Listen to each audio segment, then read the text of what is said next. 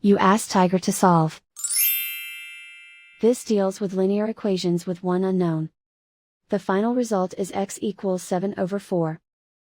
Let's solve it step by step. Simplify the expression. Expand the parentheses. Simplify the arithmetic. Combine like terms. Group all constants on the right side of the equation. Subtract 6 from both sides. Simplify the arithmetic.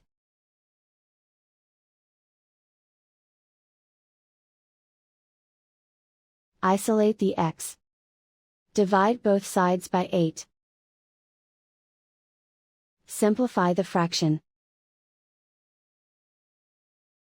Find the greatest common factor of the numerator and denominator.